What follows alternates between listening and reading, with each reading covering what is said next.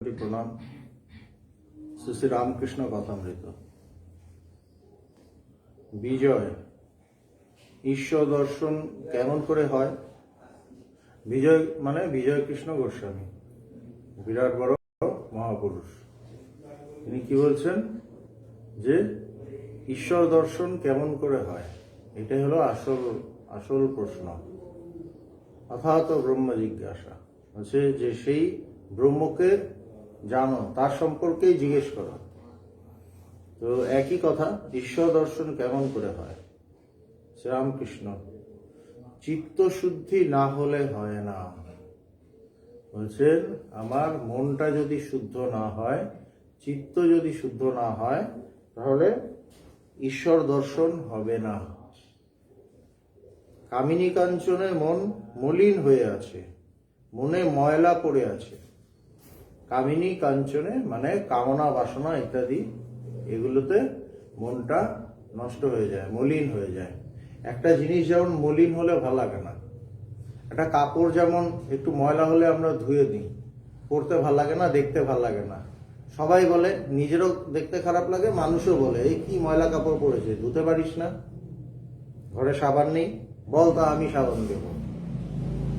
কিন্তু মন আমাদের সবার ময়লা হয়ে থাকে, আমরা সেগুলোকে আর ধুতে চাই না। আমি জানি আমার মন ঠিক আছে, আমি কি জানি আমার মন খুব ভালো, কিন্তু ভালো হওয়ার কোনো চান্সই নেই। যতক্ষণ মনের মধ্যে বিষয় আছে, কামিনী কাঞ্চন মানে কামনা বাসনা ইত্যাদি আসক্তি এগুলো আছে, ততক্ষণ মন ময়লা।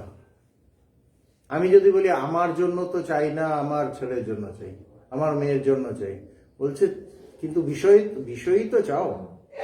ছেলের জন্য তো তুমি তো চাইছো না যে ছেলের ঈশ্বর লাভ হোক, তুমি বিষয় চাইছো ছেলের জন্য। ছেলের টাকা হোক, পয়সা হোক, বাড়ি গাড়ি হোক, সংসার হোক, বউ হোক, বা মেয়ের জন্য চাইছো ভালো বিয়ে হোক ইত্যাদি ইত্যাদি। আলটিমেটলি বিষয়ই চাইছো। তো যখনই বিষয় চাইছো, তখনই মনটা মলিন হচ্ছে, নষ্ট হচ্ছে। তো মনটা যখন মলিন হবে, তখন হবে না।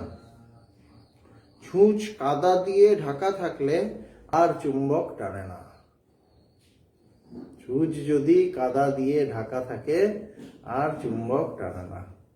ঈশ্বর কি? ঈশ্বর চুম্বক, আর আমরা জীব সেই ছুঁচ। কিন্তু যদি ময়লা পড়ে থাকে, তখন মানে লোহা যদি একটু পোর্শন বেরিয়ে থাকে তাও টেনে নেয়, কিন্তু একদম পুরোটাই ভর্তি, একদম কোনো লোহার কোনো পোর্শন দেখাই যাচ্ছে না, ছুঁচের কোনো পোর্শন দেখাই যাচ্ছে না, তো টানবে কিভাবে চুম্বক?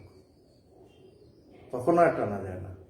ভেতরে কিন্তু লোহা পরিষ্কার, ভালো লোহা, জং ধরা নয়, কিন্তু উপরে কাদা লেগে গেছে, হবে না। ছুঁচ বললো আমার তো জং ধরা নেই, আমি তো সাফ টাফ করে এসেছি, বলছে না আবার তো কাদা লেগেছে, ফ্রেশ কাদা, বলছে তাহলেও হবে না। তো যতক্ষণ আমাদের মনে কামনা বাসনা বিষয় ইত্যাদি আছে, আমি ঈশ্বর লাভ করতে পারবো না। বাকি সব হবে, চুম্বকের কাছে যাব কিন্তু টান ফিল করব না। টান ফিল করবো না প্রমাণ কি? না দেখতে ইচ্ছে হবে, না দেখতে ইচ্ছে হলো, ওইটুকুই। কিন্তু যে টানে, তার টান, চুম্বকের টান মানে কি? যে টানে একদম লোহা গিয়ে ছুটে গিয়ে চুম্বকে লেগে যায়।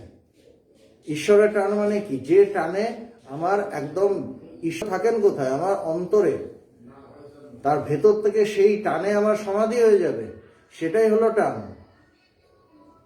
সেটা আমার হয় না। সেই জন্য বলছে যে যতক্ষণ কাদা আছে, ততক্ষণ চুম্বক টানবে না, টানবে না। এটা নিজেকে নিজে দিয়ে আমি যখন টেস্ট করব তাহলেই বুঝবো। আমি নিজেকে নিজেই পরীক্ষা করতে পারি। আমার কি ঈশ্বর টানা মানে কি? আমার মন পাগলের মতো তাকে চাইবে, মন পাগলের মতো তার দিকে ছুটবে, ঈশ্বরের দিকে ছুটবে, ভীষণভাবে তাকে অনুভব করার ইচ্ছে হবে, ভীষণভাবে ইচ্ছে হবে। এটা হলো আমার ছুঁচটা পরিষ্কার হয়েছে, চুম্বক টানছে, এটা হলো সেই টান। কিন্তু এমনি দেখতে যাব, উৎসবে যাব, সেইটা কিছুটা, কিন্তু আসলটা নয়। আসলটা হলো আমার ঈশ্বর লাভ করতে করতে হবে, এটা হলো আসল টান। ভগবানকে দেখেছি, ঠাকুরকে দেখেছি, এইবার তাকে ভেতরে অনুভব করতে হবে, ঈশ্বর লাভ করতে হবে। ঈশ্বর লাভ না হলে কিছুই হলো না। মাটি কাদা দিয়ে ধুয়ে ফেললে তখন চুম্বকে টানে। এবার কাদা লেগে আছে বলে কোনোদিনই টানবে না তা না, তুমি কাদাটা ধুয়ে ফেলো, তাহলে ঠিক টানবে। আমি সবসময় চিরদিনই পাপী, বলছে চিরদিন কেউ পাপী থাকে না, চিরদিন কেউ ময়লা থাকে না। তুমি কাদাটা ধুয়ে ফেলো, আর কিছু না। সবারই ওপর কিছু কাদা লেগে আছে, কাদাটা ধোও, তাহলেই দেখবে সেই টান। এবং সেই টানে তিনি টেনে নিজের সাথে মিলিয়ে মিশে এক করে চুম্বক করে দেন। শুধু তিনি তার কাছে টেনে রাখেন না, তিনি তাকেও চুম্বক বানিয়ে দেন যে আরেকটা লোহাকে টানতে পারে। এটাই ঈশ্বরীয় টান।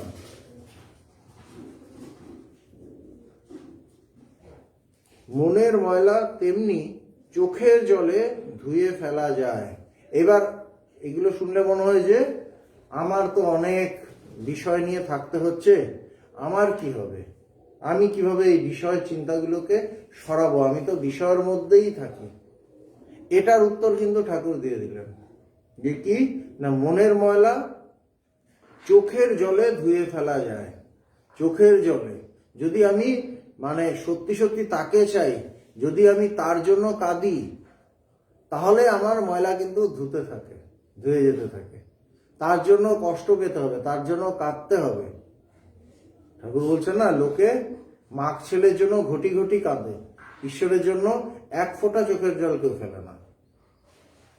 যদি আমি তার জন্য কাঁদি, আমি যদি তাকে সত্যিই চাই এবং আমি বিষয়ে জড়িয়ে আছি, ঠিক আছে, আমি যদি তাকে চাই, কেঁদে কেঁদে যদি প্রার্থনা করি, তুমি আমাকে ধুয়ে মুছে পরিষ্কার করে দাও, আমি পারবো না, তিনি ঠিক করবেন, ওই আমার কান্নাই আমাকে ধুয়ে দেবে। এই জন্য বলছে কাঁদতে হয়, ঈশ্বরকে পেতে গেলে কাঁদতে হয়। কিন্তু আমরা স্টিফ হয়ে থাকি, শক্ত হয়ে থাকি, আমাদের সবকিছুর জন্য কান্না আসে, ঈশ্বরের জন্য কান্না আসে না। তাহলে মানে চোখের জলে ধুয়ে ফেলা যায়। হে ঈশ্বর, আর অমন করব না বলে কেউ যদি অনুতাপে কাঁদে, তাহলে ময়লাটা ধুয়ে যায়। যদি কেউ সত্যি একটা ভুল কাজ করলো, কাজ করে তার অনুতাপ হলো, তখন কিন্তু ময়লা ধুয়ে যায়। ওই যে তার কাজ হয়েছে, ওই যে কর্মফল আমরা বলি, একটা কাজ ভুল করেছে, কিন্তু সেই কাজের দ্বারা সে আর তখন বদ্ধ হবে না, কেননা ওটাকে ধুয়ে ফেলেছে। কিন্তু অনুতাপ আসতে হবে ভেতর থেকে, আর করব না এই ভাব আসতে হবে, তাহলে হবে। আমরা দেখেছি, আমরা অনেক সময় অনেক ভুল করেছি, কিন্তু ভগবান ধরিয়ে দিলেন এবং ভগবান ক্ষেপে উঠলেন। হ্যাঁ, কিন্তু যখন ক্ষেপে উঠলেন তখন আমাদের খুব দুঃখ হলো, মনে হলো যে না, এটা একদম ঠিক হয়নি। ওমা, দেখি ভগবান আবার খুশি হয়ে গেছে, ভগবান আবার খুশি হয়ে গেছে। তো এইটা কেন, ওই একই কথা। যদি আমার অনুতাপ হয়, আমি যদি আফসোস করি, আমার যদি একটা ভেতরে একটা কষ্ট হয় যে আমি ঠিক করলাম না, এবার থেকে আমি আবার উঠে দাঁড়াবো। প্রতি মুহূর্তে মানুষ উঠে দাঁড়াতে পারে, প্রতিটা মুহূর্তে মানুষ উঠে দাঁড়াতে পারে। এমন কোনো অবস্থা নেই যেখান থেকে উঠে দাঁড়ানো যায় না, এরকম কিন্তু কোনো অবস্থা নেই। আমি যদি চাই, আমি আবার স্ট্রং হয়ে যেতে পারি, আমি আবার ঈশ্বরের দিকে যেতে পারি। আমার দ্বারা হয়তো ভুল একটা হয়ে গেছে, সেই জন্যই আমাদের দর্শনে দেখা যায় এখানে রত্নাকর বাল্মীকি হয়, এখানে রত্নাকর বাল্মীকি হয়,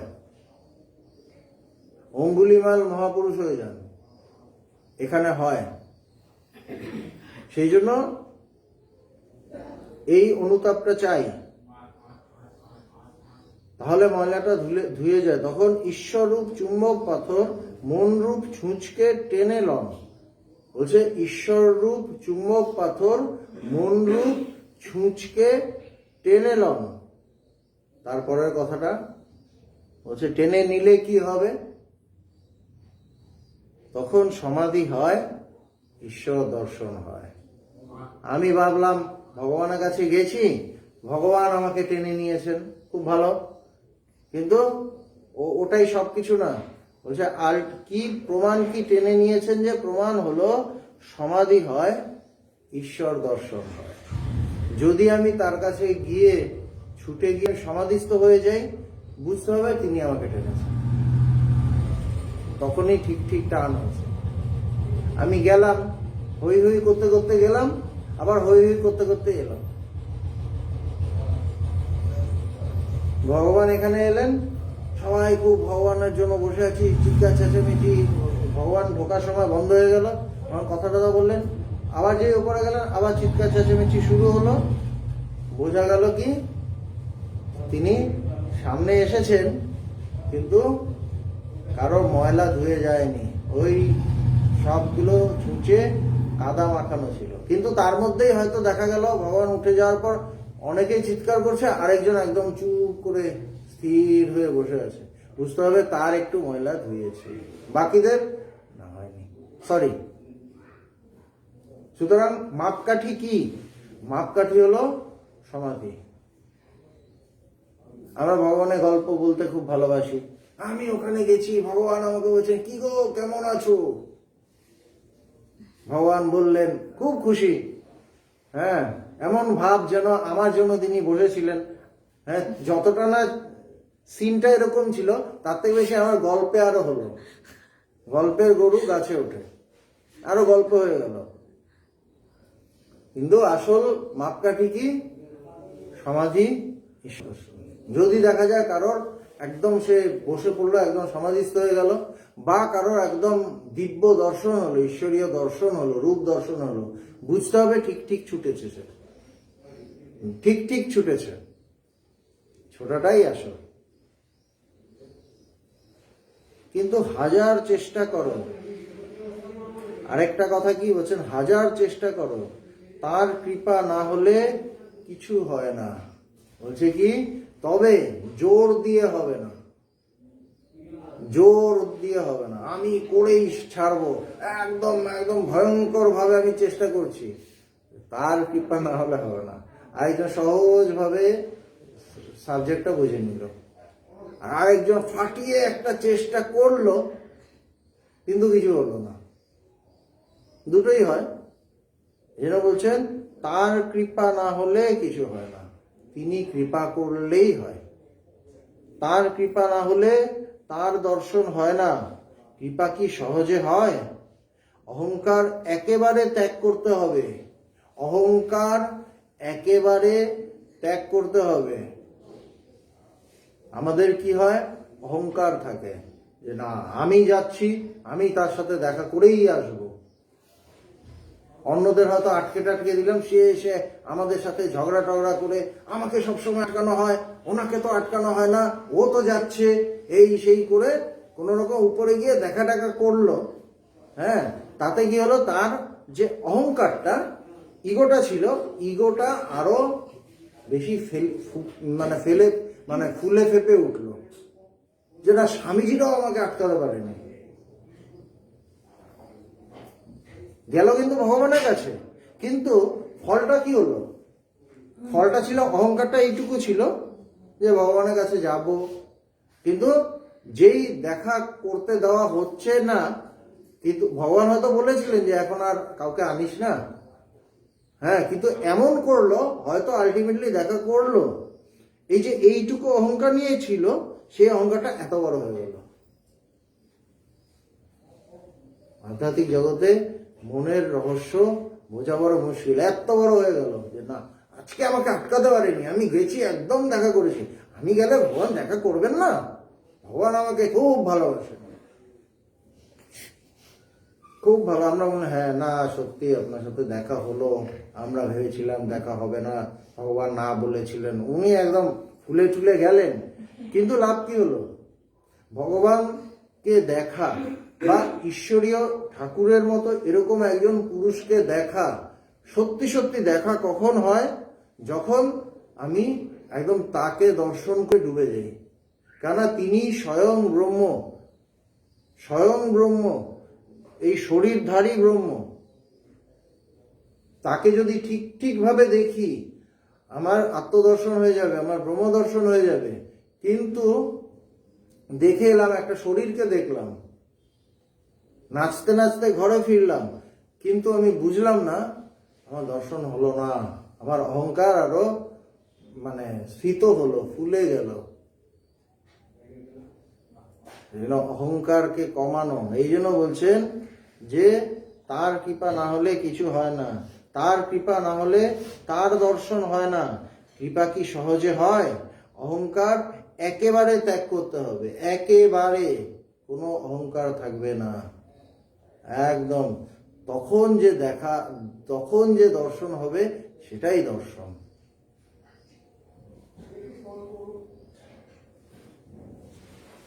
আমি কর্তা এ বোধ থাকলে ঈশ্বর দর্শন হয় না।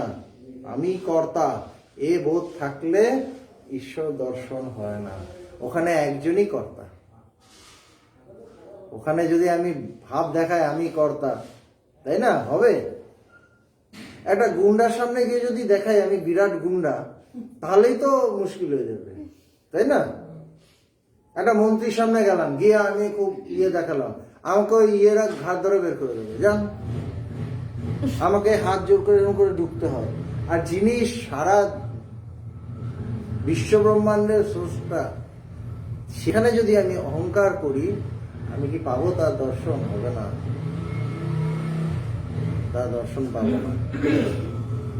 এজন্য বলছেন আমি কর্তা এ বোধ থাকলে ঈশ্বর দর্শন হয় না। ভাড়ারে একজন আছে, তখন বাড়ির কর্তাকে কেউ যদি বলে, মহাশয় আপনি এসে জিনিস বার করে দিন, তখন কর্তাটি বলে, ভাড়ারে একজন রয়েছে, আমি আর গিয়ে কি করব? যে নিজে কর্তা হয়ে বসেছে তার হৃদয়ের মধ্যে ঈশ্বর সহজে আসেন না। ডেঞ্জারাস কথা, বোঝা বড় মুশকিল। ঈশ্বর লাভ কেন হয় না? বোঝা বড় মুশকিল। এখানে আগে অনেকেই আসতেন, খুব জ্ঞানী গুণী ব্যক্তিরা। কালকে 50 নম্বরে গিয়েছিলাম, ওখানে সিটিং ছিল, তো ফিরছি, আমার সাথে রিঙ্কু গেছিল, তো সিটিং টিটিং ভালোই হয়েছে, ওখান থেকে ফিরছি। তো রিঙ্কু বললাম যে আগে অনেকে আসতেন, এখন তো অনেকে আসেন না।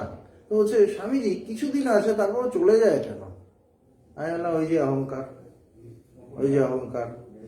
কি না, কয়টা ছোট ছোট বাচ্চা ছেলেমেয়ের হয়তো কিছু ঈশ্বর অনুভব হলো, এবার তারা রেগুলার আসেন, কিন্তু দেখা গেল কয়েকটা বাচ্চাদের একটা ভালো অনুভব হয়ে গেল। এবার যখনই বলা হলো তাদের লেগে গেল ইগোতে, তাদের হয়ে গেল সমস্যা। আমরা রোজ যাই, আমার হচ্ছে না, ওর কিভাবে একটা বাচ্চা ছেলে, ওর কিভাবে হয়? এটাই তো কথা। মধুসূদন দাদা একটা বাচ্চাকে দেখা দিয়েছিলেন, তার যে টিচার তাকে দেখা দেননি। কিছু করার নেই, যার অহংকার কম, যে অহংকার শূন্য, সে তার দেখা পায়। কিছু করার নেই, ওই বলে অনেকে আশা বন্ধ করে দিল না। তো এই যে ব্যাপারগুলো, এইগুলো হয়। অহংকার বড় কঠিন জিনিস। অহংকারকে বশে রাখা খুব কঠিন। নিজের অহংকার তো, নিজের গালে একটা চড় মারা খুব কঠিন, আরেকজনের গালে একটা জোরে চড় মেরে দেওয়া যায়, নিজেকে মারা যায় না। কেন? নিজের তো। এরকম অহংকারটাও আমার নিজের, ওটাকে আমরা বেশি ঘাটাতে চাই না। যদি বুঝিও আমার অহংকার, ওইখানেও আমি ওটাকে সরাতে পারি না, ঠিক চেষ্টাও করতে পারি না, কেন? ওটা আমার নিজের। তো এই জন্য অহংকার যাওয়া খুব কঠিন। তো বলছে ভাড়ারে একজন বসে আছে, আমি আর গিয়ে কি করব? যে নিজে কর্তা হয়ে বসেছে তার হৃদয়ের মধ্যে ঈশ্বর সহজে আসেন না, সহজে আসেন না। কেন? ও কর্তা হয়ে আছে। কৃপা হলেই দর্শন হয়। তো আমি যখন আমার অহংকার কমবে, আমি যখন বিনীতভাবে তাকে প্রার্থনা করব, আমি তার থেকে চাইব প্রার্থনা করে যে আমি তোমাকে দর্শন করতে চাই, আমি তোমাকে জানতে চাই, সেই প্রার্থনা যদি আসে ভেতর থেকে একবার, সেই প্রার্থনাতেই সব হয়ে যাবে, সেই প্রার্থনাতে সব হয়ে যায়। আমাদের প্রার্থনাই তো আসে না। প্রার্থনা করতে গিয়ে মনে হয় রে এই রে সংসারে কিছু কম পড়বে না তো, আবার ভালোই তো চলছি, যদি এটা সমস্যা হয় যদি না বাবা এটা ঠিক, উপর দিয়ে ডাকি, ভেতর থেকে ডাকবো না, প্রাণ দিয়ে ডাকবো না, তাই না? আমাদের ওরকম হয়ে যায়। রাস্তায় একজনের সাথে দেখা হলো, আসবেন একদিন, মানে ভেতর মন বলছে আসা দরকার নেই, হ্যাঁ, কিন্তু উপর দিয়ে বলছে আসবেন একদিন। ঈশ্বরকে আমরা ওইভাবেই ডাকি, ঈশ্বরকে আমরা ওইভাবেই বলি যে আমি তোমাকে চাই, কিন্তু ভেতরে চাই না, কেননা অত স্পেস নেই তো, সবাই যে যার জায়গা নিয়ে বসে আছে, ছেলে মেয়ে, বাবা মা, ভাই বোন, আত্মীয়, চাকরি বাকরি, বিষয়, হ্যাঁ, সব ওখানে যে যার অ্যালটমেন্ট হয়ে গেছে অলরেডি, এরপরে একটা ইঞ্চিও বাকি নেই, তাই না? দুর্যোধন বলছে বিনা যুদ্ধে নাই দেব সুচাগ্র মেদিনী, এক ছুঁচের আগায় যতটুকু মাটি আছে সেটাও দেব না বিনা যুদ্ধে। আমরা প্রত্যেকে এক একটা দুর্যোধন, আমরা ঈশ্বরকে একটা মেদিনীও ছাড়ি না, সুচাগ্র মেদিনী, অন্যকে অ্যালট করে দিই না, বন্ধুকে দিয়ে দিলাম না, ওখান থেকে কিছু কিছু পাওয়া যাবে, বন্ধুর কাজে লাগলে ইয়ে হবে, সবাইকে দিচ্ছি, সবাইকে অ্যালট করছি, ঈশ্বরের জন্য অ্যালট করি না। জমি নেই, জমি খালি নেই, যান যান আগে আগে আগে যান, আগে যান। আগে আমরা ভিক্ষায় যখন বেরোতাম, যান যান এরা দেখিয়ে দিল হয়তো, জমি খালি নেই, মানব জমিন, জমি না খালি হলে সোনা ফলবে কিভাবে? যদি ঈশ্বরের জন্য অ্যালটমেন্ট না থাকে, সোনা ফলবে কিভাবে?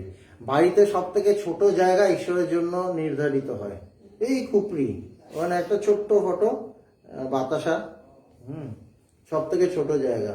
নিজের কুকুরের জায়গাটা অনেকটা বড় থাকে, কুকুরের জন্য বড় থাকে, বেশ গোছানো, ইয়ে টিয়ে এবং সাজানো, লেপ দেওয়া, এ দেওয়া, তাই না? কিন্তু ঈশ্বরের জন্য এইটুকু। আমাদের মনটা ওইভাবে আমরা দিয়ে রাখি, এই জন্য তাকে ভালোবাসতে পারি না, চাইতে পারি না। যদি ওইভাবে চাই, যদি বিনীত হই, তখন তার কৃপা হয়, তখন তিনি কৃপা করেন। কৃপা হলেই দর্শন হয় এবং তার কৃপাতেই তাকে পাওয়া যায়। এখানে কোনো রহস্য নেই, কোনো রহস্য নেই। আমি যদি সত্যি চাই তাহলে পাবো, যদি না চাই পাবো না। কারোর হচ্ছে না, কেন হচ্ছে না? তুমি চাইছো না। ভগবান আগে বলতেন, ভগবান বলতেন তুমি চাইছো না, আমি বলছি না আমি তো চাই, কিন্তু পরে বোঝা গেল না চাইনি। চাইতে হবে, আমরা কি চাই? কৃপা হলেই দর্শন হয়। তিনি জ্ঞান সূর্য, তার একটি কিরণে এই জগতে জ্ঞানের আলো পড়েছে, তবেই আমরা পরস্পরকে জানতে পারছি আর জগতে কত রকম বিদ্যা উপার্জন করছি। বলছেন তিনি জ্ঞান সূর্য, সূর্যের আলো যেমন সব জায়গায় পড়ে, শুধুই পৃথিবীতে না, অন্যান্য সব জায়গায় যত গ্রহ টহ আছে সব জায়গায় পড়ছে সূর্যের আলো, তাই না? তার কিছুটা পড়েছে পৃথিবীর উপর, তাতেই সভ্যতা চলছে। সেরকম এই যে জ্ঞান, ঈশ্বর জ্ঞান স্বরূপ, তিনি জ্ঞান সূর্য, বলছে তার একটি কিরণে আমরা তার জ্ঞানে, ওই জ্ঞানের সাহায্যে আমরা জগতের যত জ্ঞান লাভ করি, ডাক্তারি, ইঞ্জিনিয়ারিং, সব কিছু, সায়েন্টিস্ট, সব তার ওই জ্ঞানের আলোতেই। কিন্তু ওই জ্ঞানের একটু পার্সেন্টেজ, সামান্য পার্সেন্টেজ নিয়ে এক একজন ডাক্তার হচ্ছে, ইঞ্জিনিয়ার হচ্ছে, বিজ্ঞানী হচ্ছে, ওই তার জ্ঞান, ওই জ্ঞান, বোঝা যাচ্ছে? ওই জ্ঞানে, নিজের জ্ঞান না, ওই জ্ঞানেই সব হচ্ছে। তার একটি কিরণে জগতে জ্ঞানের আলো পড়েছে, তবেই আমরা পরস্পরকে জানতে পারছি আর জগতে কত রকম বিদ্যা উপার্জন করছি। তার জ্ঞানেই একজন আরেকজনকে জানতে পারি, মানুষ মানুষকে চিনতে পারে, জগৎটাকে দেখতে পারি, জগৎটাকে জগৎ বলে ভাবি, সমস্ত কিছু তার জ্ঞানের সাহায্যে, সেই জ্ঞানের সাহায্যে। কিন্তু জ্ঞানটাকে জানতে পারি না। জ্ঞানের সাহায্যে সব জানছি, কিন্তু জ্ঞানটাকে জানতে পারি না। এরা বলছেন যে কত রকম বিদ্যা উপার্জন করছি, তার আলো যদি একবার তিনি নিজের মুখের উপর ধরেন তাহলে দর্শন লাভ হয়। সেই আলো যদি সবাইকে দেখাচ্ছেন, সেই আলো যদি নিজের মুখের উপর ধরেন তাহলে দর্শন লাভ হয়। একই কথা, ওই জ্ঞানটা আমরা জগতে প্রজেক্ট করছি, জগতে ফেলছি, জগতে ফেলে জগৎকে জানছি, সেই জ্ঞানের সাহায্যেই জানছি। সেই জ্ঞানটাকে যদি নিজেকে জানতে ব্যবহার করি তাহলে অনুভব। যে জ্ঞানের সাহায্যে জগৎ জানছি, সেই জ্ঞানটাকে যদি নিজেকে জানতে ব্যবহার করি তাহলেই অনুভব। জাস্ট মোড় ঘুরিয়ে দে, ঠাকুর বলছে না, মোড় ঘুরিয়ে দে না, এটাই মোড় ঘুরিয়ে দেওয়া। সার্জেন্ট সাহেব রাত্রে আঁধারে লণ্ঠন হাতে করে বেড়ায়, তার মুখ কেউ দেখতে পায় না। একদম অন্ধকারে লণ্ঠন হাতে নিয়ে বেড়াচ্ছে, এদিকে কোট টোট পরা হয়তো, হ্যাঁ, মুখটুক দেখা যাচ্ছে না, কেন লণ্ঠন, এই রাস্তাটা দেখা যাচ্ছে, কিন্তু ওই আলোতে সে সকলের মুখ দেখতে পায়, আর সকলে পরস্পরের মুখ দেখতে পায়। সে সবাইকে দেখছে আর সবাই সবাইকে দেখছে, কিন্তু তাকে দেখা যাচ্ছে না, কেন আলোটা ওঠাচ্ছে না, এমন করে ওঠাচ্ছে না। যদি কেউ সার্জেনকে দেখতে চায় তাহলে তাকে প্রার্থনা করতে হয়, বলতে হয়, সাহেব কৃপা করে একবার আলোটি নিজের মুখের উপর ফিরাও, তোমাকে একবার দেখি। সে তুমি নিজের উপর ফেলো, তোমাকে দেখি, তোমার আলোতেই তোমাকে দেখব, তোমার আলোতেই তোমাকে দেখব। চোখের আলোয় দেখেছিলেন চোখের বাইরে, কথাটা আছে না, চোখের আলোয় চোখের বাইরে দেখছি, ভেতরে দেখতে হবে। অন্তরে আজ দেখবো যখন আলোক নাই রে, যখন বাইরে আলো না ফেলে ভেতরে ফেলবো তখন অন্তরে তাকে দেখব। তখন প্রার্থনা করতে হয়, ঈশ্বরকে প্রার্থনা করতে হয়, ঠাকুর কৃপা করে জ্ঞানের আলো তোমার নিজের উপর একবার ধরো, আমি তোমায় দর্শন করি। এই প্রার্থনা ছাড়া হয় না। প্রার্থনাটা খুব সুন্দর জিনিস, নিজের অহংকারটা অনেক ওটাতে কমে, কিন্তু আমরা প্রার্থনাও করতে পারি না, কেন ওই মনটা ময়লা হয়ে আছে, তো বেশি চাইতে পারি না তাকে। ঈশ্বরকে চাইতে গেলেই ভয় লাগে, ওরে বাবা রে গেল বোধহয় সব, কিন্তু তাকে চাইলে সব পাওয়া যায়, সব যায় না, সব পায়, তাকে পেলে সব পায়। সব লুটে পুটে যায় নাকি, সব শেষ হয়ে যায় নাকি, সব পায়। এটা পাওয়ার পথ, এটা হারানোর পথ না। কি হারাবো? ময়লা জিনিস হারাবো, অহংকার হারাবো, আর কি হারাবো? অজ্ঞানটাকে হারাবো। গায়ে ময়লা লেগেছে, স্নান করে সাবান দিয়ে ধুয়ে নিলাম, তাতে কি দুঃখ করি? তাতে দুঃখ করি না, কেন? আগে বিচ্ছিরি লাগছিল, ধুলো কাদা মেখে, এবার ফ্রেশ লাগছে, এবার সুন্দর লাগছে, তারপর আর একটু ক্রিম টিম লাগিয়ে দিই, তাই না? যে আমার এখন এইটাই আমার আসল চেহারা, কেমন একটা হয়ে গেছিল, কালি ঝুলি মাখা, সবাই বলছিল স্নান কর ভালো করে, সাবান নিচ্ছি, একই নিজেকে দেখা। এই জন্য হচ্ছে স্বরূপ দর্শন, তাকে দেখা আর নিজেকে দেখা একই কথা, খুব একটা তফাৎ নেই, একই কথা, নিজেকে দেখা। আর সেটার জন্য কি? প্রার্থনা। ঈশ্বরকে প্রার্থনা করতে হয়, ঠাকুর জ্ঞানের আলো কৃপা করে তোমার নিজের উপর একবার ধরো, আমি তোমায় দর্শন করি। ঘরে যদি আলো না জ্বলে সেটি দারিদ্র্যের চিহ্ন, তাই হৃদয় মধ্যে জ্ঞানের আলো জ্বালাতে হয়, জ্ঞানের আলো জ্বালাতে হয়। ঘরে যদি আলো না থাকে দারিদ্র্যের চিহ্ন। আমরা তো দরিদ্র নই, আমাদের সবার মধ্যেই আলো আছে, শুধু আলোটা জ্বালাতে হবে। সুইচও আছে, কিভাবে সুইচ কোথায় মহাপুরুষরা বলে দেন, গুরু বলে দেন যে এইখানে টেপো, এটাই সুইচ, এইভাবে করো, তাহলেই দেখবো ঝকঝক করছে, সব পরিষ্কার। তার আগে সব পরিষ্কার হলে বুঝবো আগে যেগুলো দেখছিলাম সব ভুলভাল দেখছিলাম, সব অন্ধকার ছিল, অন্ধকারে কারোর মুখ ঠাওর হচ্ছিল না, সবাইকে কালো কালোই দেখছিলাম, সব অন্ধকারের জীবই মনে হচ্ছিল। এবার যখন আলো পড়বে তখন সবাইকে আলোর স্বরূপ, জ্যোতির স্বরূপ, সবাই আনন্দের সন্তান।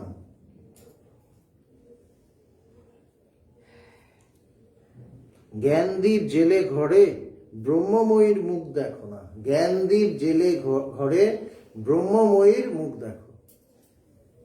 জ্ঞানদীপ না জ্বললে এমনি দীপ জ্বালিয়ে হবে না। কত রোজ জ্বালাই, কিছুই হয় না, ভেতরে জ্বালাতে হবে, তখন ব্রহ্মময়ের মুখ দেখা যাবে।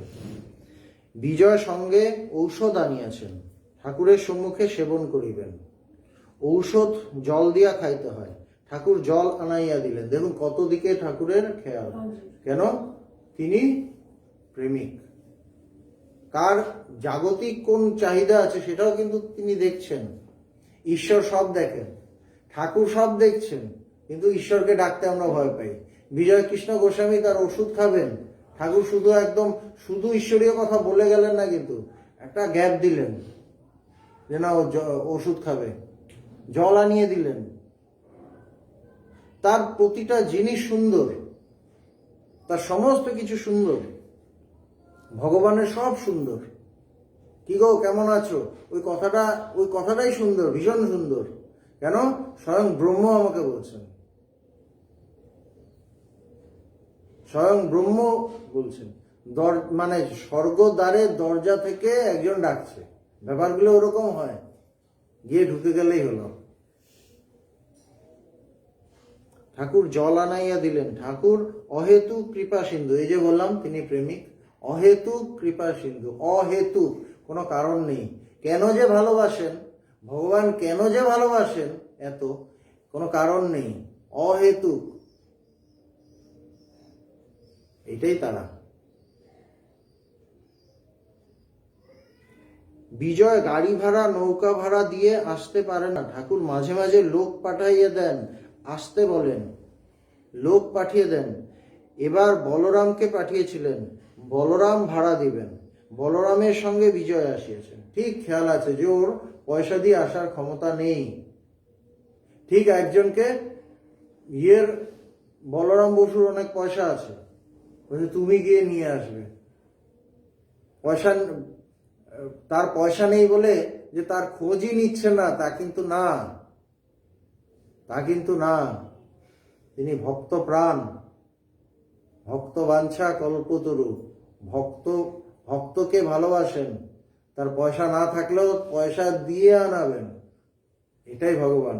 মহারাজজির অসুখ, মহারাজজি, স্বরূপানন্দজি সবাই অসুস্থ। ভগবান গতকাল ফোন করলে বললেন যে সবাইকে বলো যে সবাই যেন একটু তাদের খরচটা শেয়ার করে। মহারাজজি সারা জীবন বেদান্ত সোসাইটির জন্য অনেক ত্যাগ করেছেন।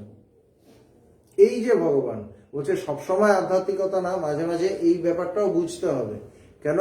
তিনি সব দিকে দেখেন, তার ভক্তের কখন কি দরকার। যোগক্ষেমম বাহামহম, তার যোগ এবং ক্ষেম আমি বহন করি। ঠাকুর পয়সা দিয়ে আরেকজনকে দিয়ে পাঠিয়ে তাকে নিয়ে আসছেন। ঠাকুরের কি দরকার? বিজয় কৃষ্ণ গোস্বামী দরকার, কিন্তু ঠাকুর তাকে আনাচ্ছেন কেন? অহেতুক কৃপা সিন্ধু। ভগবান এরকম সবার খোঁজ নেন, ও কেমন আছে, ও তো এলো না। এই যে ব্যাপারগুলো, অহেতুক কৃপা সিন্ধু। কি দরকার নেই তো, তারা তো ভালোই থাকেন, কিন্তু দরকার আছে। ভক্ত প্রাণ, ভক্তাধীন।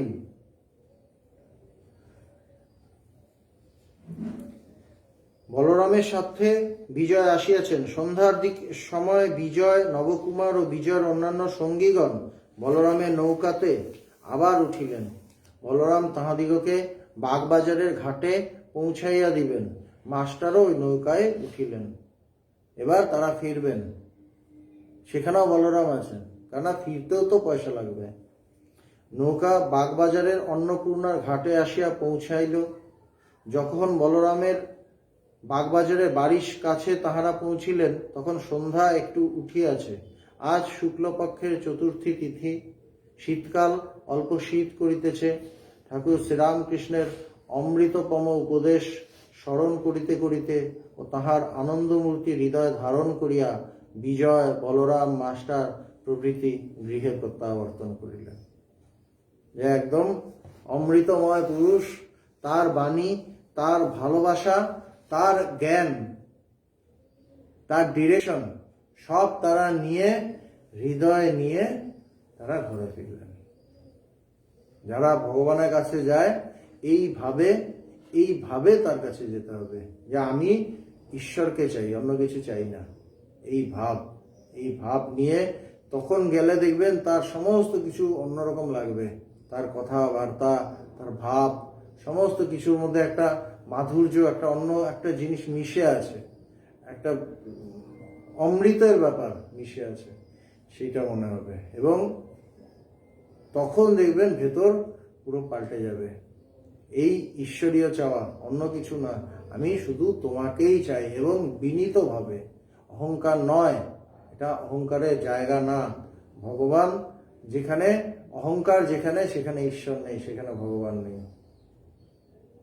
যেখানে আমি আছি সেখানে তিনি নেই। আমিটাকে সরাতে হবে। আমি মূলে ঘুচিবে জঞ্জাল।